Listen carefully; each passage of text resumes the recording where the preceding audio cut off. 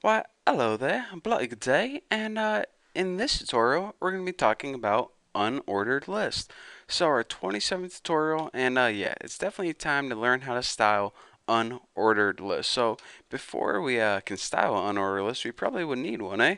So let's go ahead and make an unordered list, end it right there, and add some list items in here. And yep, definitely messed that up. So just undo that. Wow, I'm messing like this whole thing up.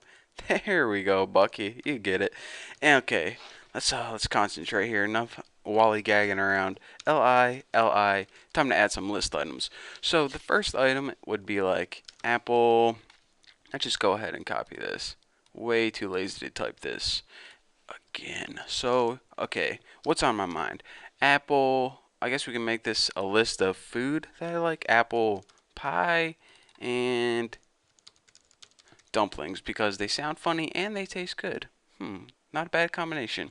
So, now that we have an unordered list, let's go ahead and check it out. A regular dumb old list with these dumb old bullet points. I mean, this is a nice list of food, but I want to spice things up a bit. I want to make this look nice and pretty. So the first thing that you might be thinking is, all right, Bucky, the first thing that we need to do is either change these little bullets or get rid of them altogether because, I mean, this is old school. Just regular bullet holes? I don't think so. So let's go ahead and learn how to change our bullet points. And in order to do that, go ahead and write your UL is the element. And the property in order to change this is called list minus style minus type. Now, this has a bunch of excuse me, not default, but it has a bunch of built-in things. I can only remember like three off the top of my head. Let's see if I can remember one. Square is one. Now, if we go ahead and refresh this, check it out. Our bullet holes turn to squares. That's that's probably really hard to see on YouTube, but I assure you they are squares. Let's go ahead and make something that's a little easier. Circle, I know is one. That might be a little easier to see. Circle. See, now you can see that instead of those filled in bullet holes, they're now nice, elegant looking empty circles. So that's pretty cool. And actually, I just thought of another one. I don't know why I thought of this, but it's called katakana. And you gotta say it like that. You just have to. I didn't make the rules. And if you refresh this, you can see these, I don't know, I guess they're like Chinese or Japanese symbols. If anyone knows what those symbols mean, then leave me a comment below because well, obviously because I don't know what they mean and I want to know. So, anyways, that is the basics of how you change your unordered list from regular dumb old bullet points to something else.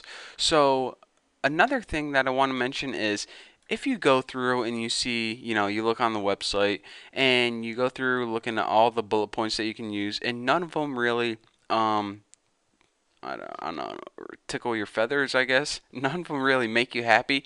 You can go ahead and download an image or make an image and use them as your own custom bullet points. So I went ahead and I already downloaded an image off the internet and it's just cool little check mark. And if I wanted to use that instead of my bullet points, here's what I would need to do.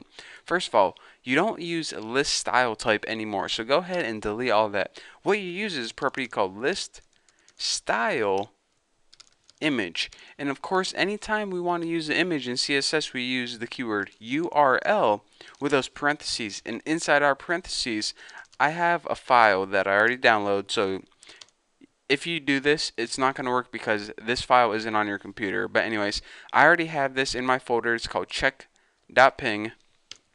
So when I go ahead and save this and refresh, it's going to go from katakana to those cool little check marks. So now you can see instead of those bullet points, it has like my own custom whatever I want. So I just want to show you guys that there is a way to, if you're not happy with anything they give you by default, then you can make your own.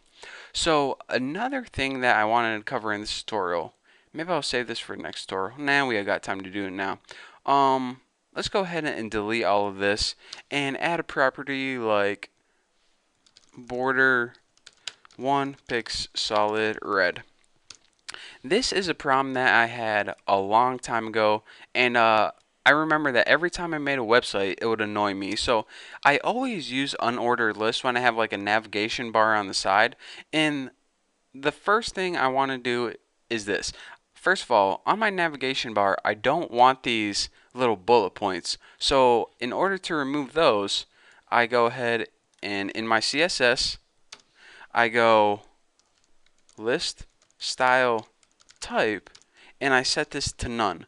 And I'm thinking, alright, whenever I do this, the bullet points are going to disappear and all of these, which would be links, are going to be pushed nice and neatly to the left. But I refresh and I get this problem. I have this huge space to my left. Even though there are no bullet points, I just want to like shake my computer and I'm like, dude, you don't have any bullet points, so you don't have to move over. So can you just hop over there where you should be?